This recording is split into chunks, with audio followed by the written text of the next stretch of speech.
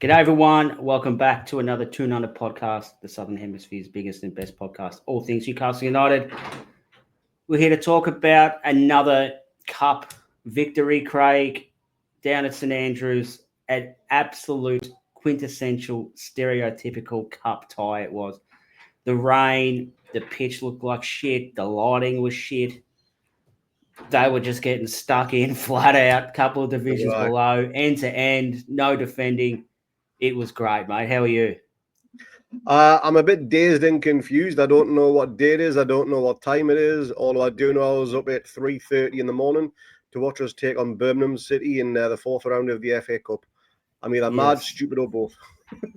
Both, I think. Yeah, definitely a little bit of column A and a little bit of column B. It was 4:45 for me, but I took the cheating way out and got up at about 6 o'clock and just clicked watch from start on Optus and kind of caught up as I went. So still no spoilers, didn't know what happened. And it's kind of good. You can kind of fast forward a little bit and sort of get through the shit stuff. So having said that, I didn't get a chance to see the lineups because I wanted to stay off my phone and everything like that. I didn't want the spoilers. So I had to try and figure it out on the run what the actual team was because I missed the start and all that sort of stuff. So, Craig, you called this. You said there was going to be mass changes. I thought they probably weren't going to go as heavy as they did. I thought there might have been a select few like Isak, Gordon, probably Jacob Murphy's a bit of a protected species at the moment given our lack of right-wing options. I thought maybe Bruno, but then still have potentially Tonali and Willock or someone else in there. I thought Tino would come back in because given Trippier's age, short turnaround, and his work in the Arsenal tie as well. But no, it was pretty much everyone bar Bruno and who was the other one? Oh, Big Dan Burn, of course. Yeah. Which had a very interesting discussion with my dad about Big Dan Burn the other day. And I think he brings up a very valid point. So given in the UK, you have your titles that have to go before your name. Think of your Sir Les Ferdinand and Sir Bobby Charlton, Sir Ian Botham and things like that. I don't think I've heard Dan Burn's name without the word big in front of it. I think you're right, are you? Have you? That's like an unofficial kind of prefix to his name, isn't it? Well, now you've mentioned it, I think you're right on that one. And when he gets his knighthood in a few years' time after he's retired and King Charles, he announces his name, he's literally going to say, could Big Daniel Byrne make his way to the front of the palace or wherever it gets done? But I think he should legally change his name to Big Dan Byrne now. Yeah, he could be Sir Big Dan Byrne. I think that's going to be his name. So, yeah, him and Bruno, the only ones who made the cut. I can kind of understand it given I know he definitely didn't do as much work as what Fabian Schär did on Wednesday night, Thursday morning for us in that League Cup semi-final, given like he was basically shadowing Declan Rice around everywhere and things like that. So it did put through a mountain of work.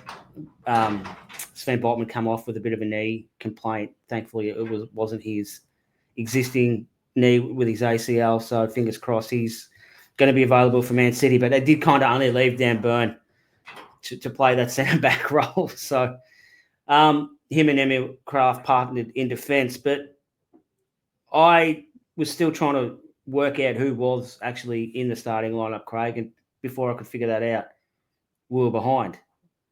I think Lee spoke about it on the review pod about our record of, I think it was one goal in maybe over 150 corners that we've conceded. Something like that. It was a crazy number.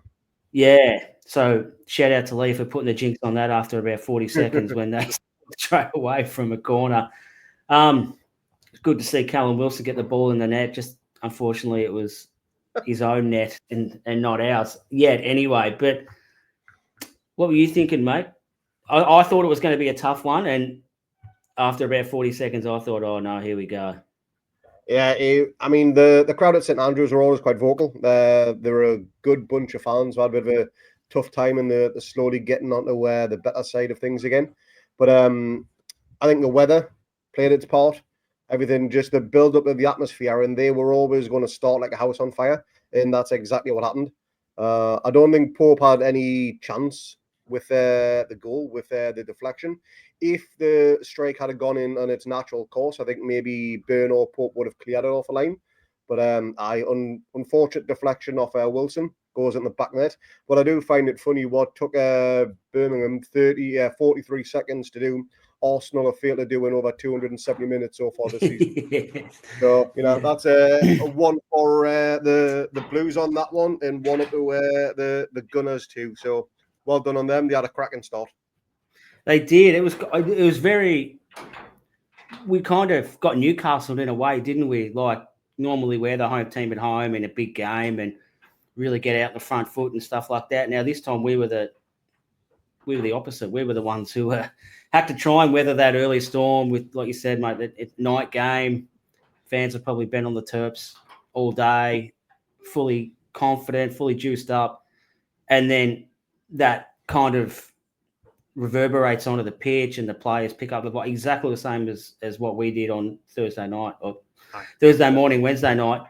And, yeah, it's always really tough to try and weather that storm, isn't it? And if you can get out of that first 20 minutes, you can kind of try and get a foothold on the game. Thankfully, I think we probably did kind of get back into the game. I thought we had a good spell there for about 20 minutes where we did have control. Maybe we kind of lost it towards the end of that first half just a little bit. But our first goal, I'd say it's highly controversial. It probably hasn't got the headlines as what it probably should, given what had happened. There was definitely more controversial goals this weekend than ours.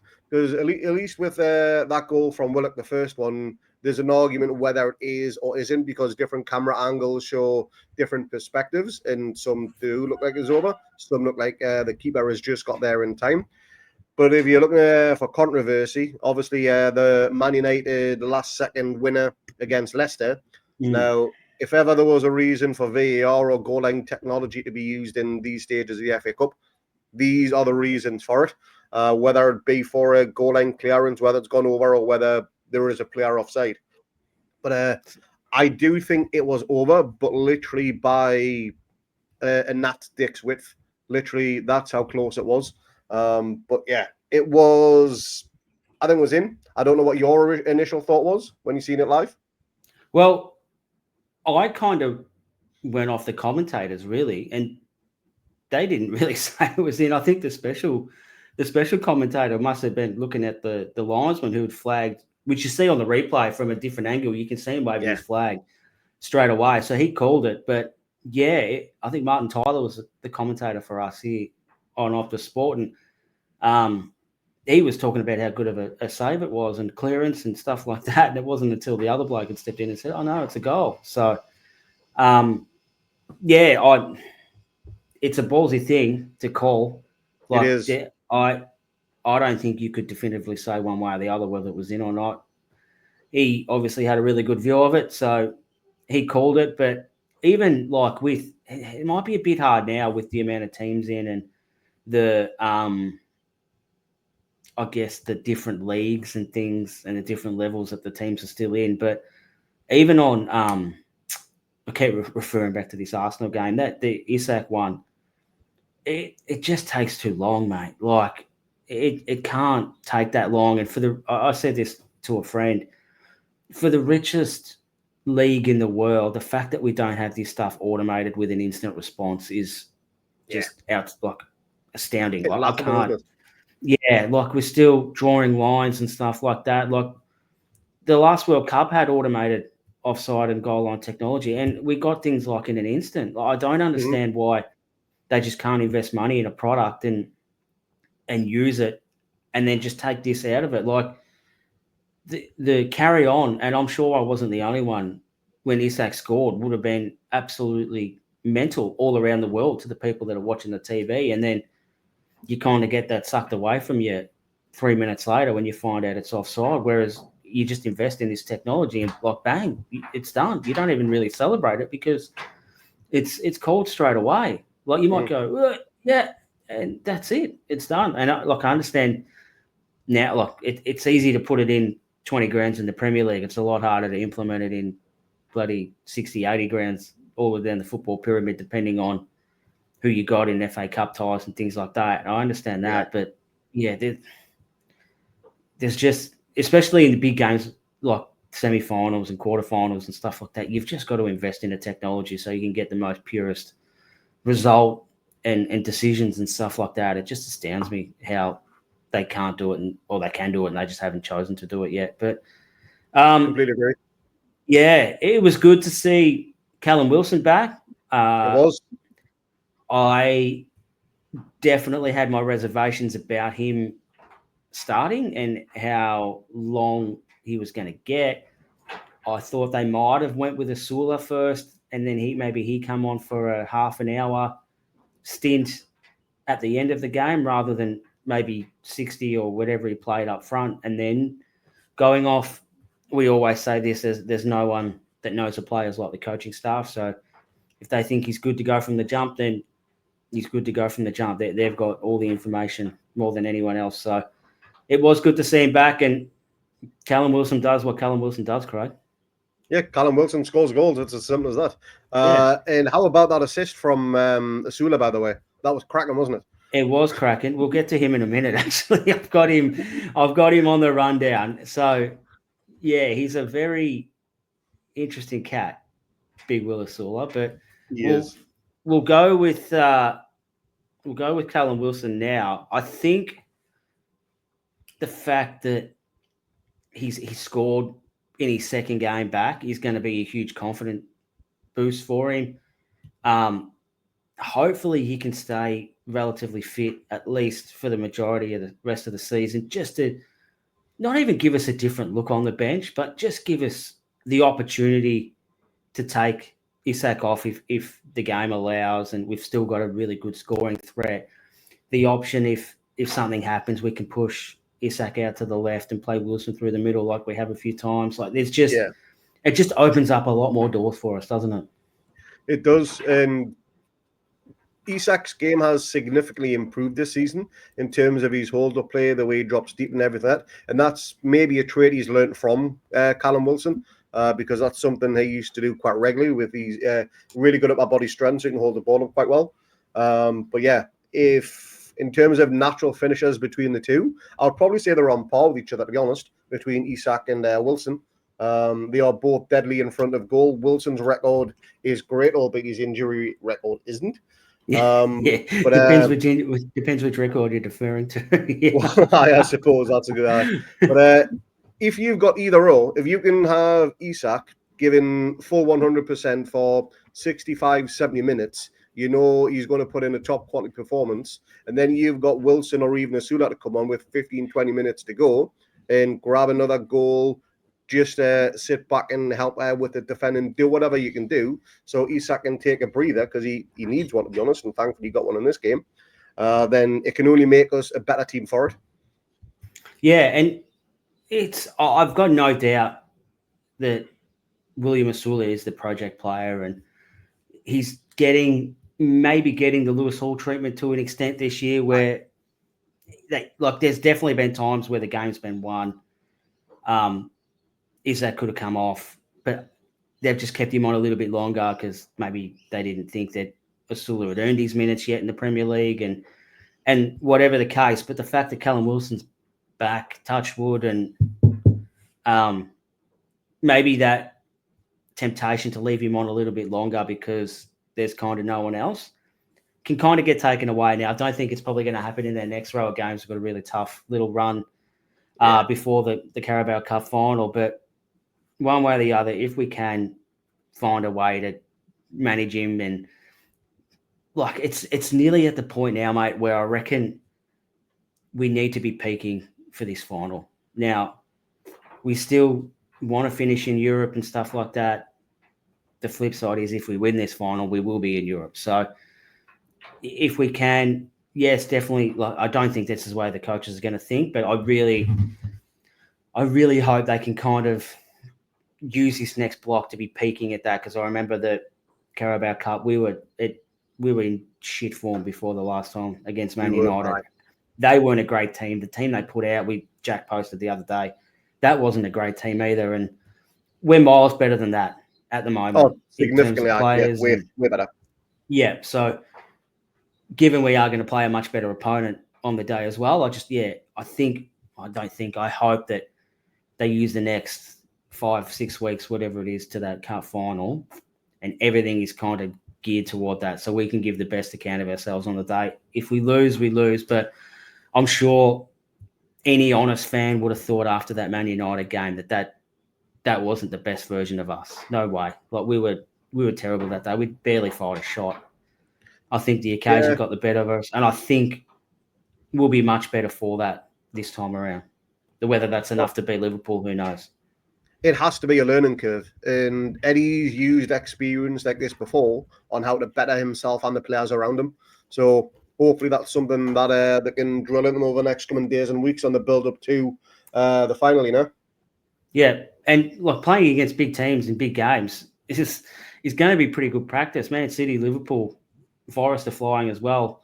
These are going to be tough games, so we are going to get a pretty good look at how we handle big occasions and things like that leading up to it. I just hope that everything kind of works out well and we just play really well on the day. And regardless of result, I just think we want to see a team that actually is as close to as good as they can be. And if the other team's better on the day, so be it. I think we can all live with that as long as we're not as shit as what we have been in our last finals, at least in our lifetime anyway, Craig. Let's talk about their equaliser, mate. The Japanese, I don't want to say sensation, but he'd come from Celtic. Iwata, that's as good a hit as you'll see in the FA Cup, mate, wasn't it? Not I. That has to be, or at least one of the goals of the round. I know Leighton Orient scored an absolute cracker against City, so that's going to be... Well, no, it was given an own goal, so I don't think that's going to count. Yeah, because I think he hit the bar and it come off. Player, isn't it? Yeah, I think it come off. I don't know if it was Ortega or Edison, but I think it come off his ass. It hit the crossbar and bounced onto his ass and went in. So it was technically an own goal. So he might have it in the bag. He might have, because it wasn't a shot, it was a fucking rocket. It was... maybe Bruno could have closed them down a little bit quicker, and maybe there was a player who had a Pope guided a little bit of offside or whatever, but there was just that much power behind the shot. If Pope had got his fingertips to it, he's going to be claiming disability allowance because he's not going to be able to pick up a pen for a while because he's don't have any hands left. That would have absolutely shattered his palms, that thing. It was an absolute beast. It actually reminded me of Isak's goal against Liverpool, that Thunder Bastard, because it wasn't the accuracy of the shot that beat the keeper. It was just the raw power of it. Yeah. And there's a few people on social media saying he could have saved it and he should have done better for it. No chance. Get out Two keepers aren't getting close to that thing. It was an absolute rocket. Cracking finish. I wouldn't be surprised if he didn't save it if he was directly in line with it, never mind a couple of metres off. And I think... I would have stepped out of the way. I think the Birmingham City player kind of blocked his vision a little bit, but I don't think it would have mattered anyway. I think that was going in, no matter if there was anyone in front of him or not, just with the power that he hit it. And that's it. This is what we spoke about. Like, it was just a back and forth game. Like, it's a cup game. You got to win to go through. So both teams kept trying. They kept coming and coming and coming. Things got a little bit more probably agricultural, you might say, Craig, as the game went on. The surface become a little bit slipperier. Slide tackles become a little bit more in favour the wetter it got. And no disrespect to League One, but they were a very physical team, if I could put it like that. I thought the ref let a lot go. And when I say a lot, I mean a lot. I thought there was times where the safety of the players was a little bit in jeopardy sometimes, and it was kind of a bit confusing that the only bloke that come off with a serious injury for the game was the Birmingham player in that tangle with Miley. But we did get the winner, Joe Willock. He's had a pretty tough week, 10 days. His performance against Bournemouth wasn't great. Fulham as well. He has. I don't want to say he's regressed because he has been available for a lot of the games this year compared to what he has been. He hasn't missed many through injury, but maybe it's a consistency of game time and things like that. But he's definitely not the player that he's been for us in the past. And he did cop a few whacks over his performance and stuff like that. He received some abhorrent DMs, I think, on Instagram as well, which is disgusting in this day and age. So for him to score twice and be the key player, I guess, for us to go through, mate, was really, really good to see. It was fully justified. He got the winner because he actually played really well. The one thing with Willock, and I said this on, I think it was the Arsenal preview, is he needs a run of games to get up to speed, to get some juice back in those batteries. He's not the type of player who can just come off the bench after having a little bit of an injury layoff and impact the game straight away. He's just not that type. And with Joe Linton out for however many games, this could be the run in the team that gets his form back up, As in terms of a ball carrying midfielder, he's probably up there with the best in terms of what we have, if not the best, when he's on form. He took his second goal really well, considering it was a quick reflex because of the deflection from Longstaff trying to cut it back, I think. But he was involved at the start from the top of the box as well. He played the ball out and then just continued his run through and ended up on the end of it. Yeah, it was a short instinct and willing to get into the box. And his finish of the keeper's legs, I thought, was great. And then he circles back around the goal to celebrate with the fans. And he done his little shush celebration to all the haters out there, which I thought was absolutely superb as well. Now, well done. He's had a bit of a shit time and thoroughly deserved these 2 goals today. Yeah, absolutely. And like he seems to be, and this isn't a Joe Willock thing. You could probably say this about anyone, but he seems to be really well liked in the dressing room, around the back, and in the club, and all that sort of stuff. So it's always tough to see things happen, bad things happen to good people, but then it's always good to see good things happen to good people at the same time. So it was really, really good for him, I guess, to kind of put the last 10 days behind him and look forward. And like I think and Callum Wilson mentioned it after the game that all the boys love him and they were so happy to see him score and stuff like that. I thought Tonali made a huge difference when he came on after halftime as well, Craig. Not saying that Bruno wasn't good, but Tonali was just at a different level, wasn't he? He was. And another change that actually helped as well is in the first half, you had Longstaff further up the pitch and Miley sat deeper. They kind of swapped in the second half, and that had an impact as well, I thought.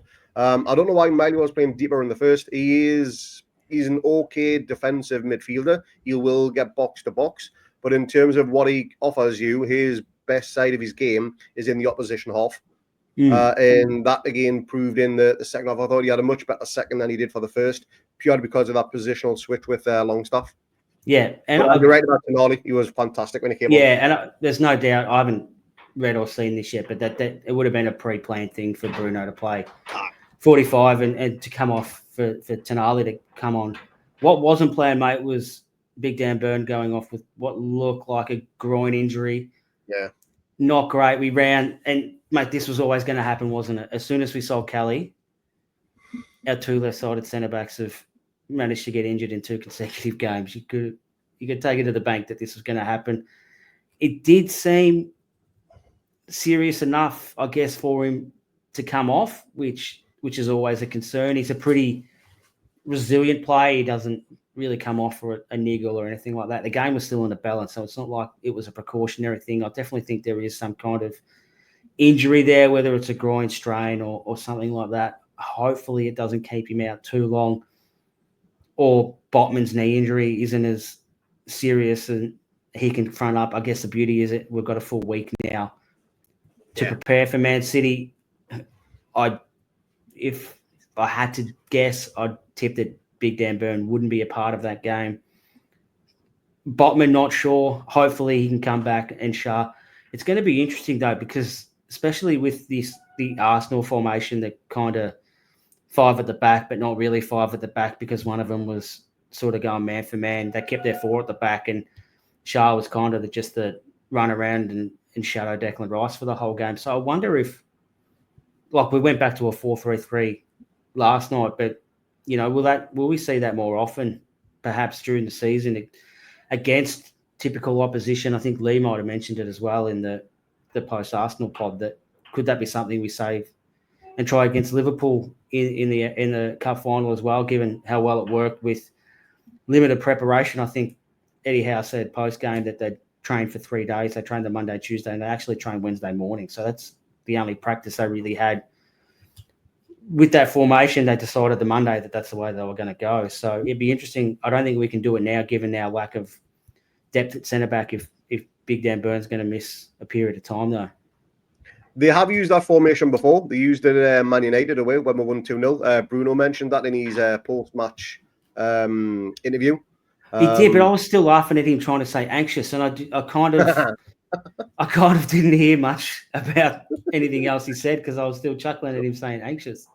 So they're going to. I wouldn't say well drilled in that formation, but it clearly works. And Man City, they're either hot or cold right now. So who knows which version Man City is going to arrive on Saturday for the Premier League game. But if we do have to go 5 at the back or 4 at the back, as you just mentioned, with the wandering centre back, then it worked against Man United. It worked against Arsenal. Who's to say it can't work against Man City or Liverpool, as you just mentioned as well? So far, it's tried and tested. Maybe Emil Kraft is that one that slides in as well. If Botman's fit, it might be a Kraft and Botman one, and Shark does his little tagging role, as we call it in the AFL. But before we sort of look too far ahead, mate, William Osula, he's a bit of a different cat. He is. I can see the potential. He does things, and you kind of like, ooh, okay, not bad. Very direct. He looks like he's a big boy, but he's still got a bit of speed about him for a big guy. My only concern is that he's done this against Bromley and a League One team. So I'm not quite on the William Osula bandwagon yet. I probably need to see a little bit more from him in maybe cameos in the Premier League and things like that. He hasn't quite looked like it at that level yet, but I definitely think there's something there. What about you? Definitely. He's obviously a raw talent. And I made a bit of a comparison to ASM in the terms of how many step overs he does. Just one too many for me. Just trying to out-trick the opposition. But he's still young. He's still learning his craft. And he's probably got the best manager in the country in who to hone and develop his skills from. He's definitely going to be a player that comes on leaps and bounds. And I do think moving him out wide to the right will actually take a little bit of pressure off him because he's not going to be expected to score as many goals. He could maybe relax a little bit, just get a little bit more comfortable in the position and the role he's in and get embedded into that role for the rest of the season at least. As you mentioned, we've got 0 cover for the right wing now. So if he can come on, gain 15, 20 minutes to give Murphy a break, because as you mentioned, he's like an endangered species right now.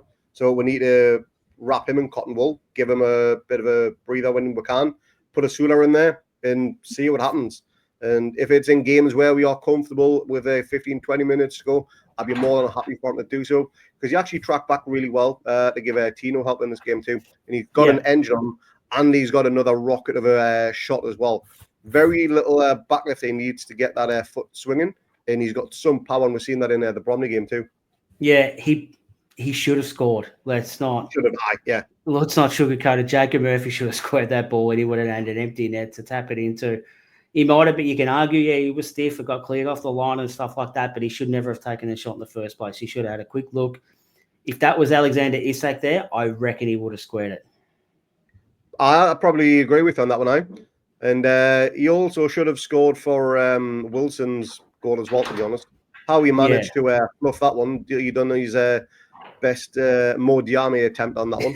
But it was a cracking assist, and he'd probably go down as an assist, but he should have scored, from 2 yards out? Remember, Miggy got absolutely slated for that miss against AC in the Champions League. If that hadn't went in, could have been similar type of scenario. Yeah, but I think today, and like you got to caveat this with the opposition and stuff.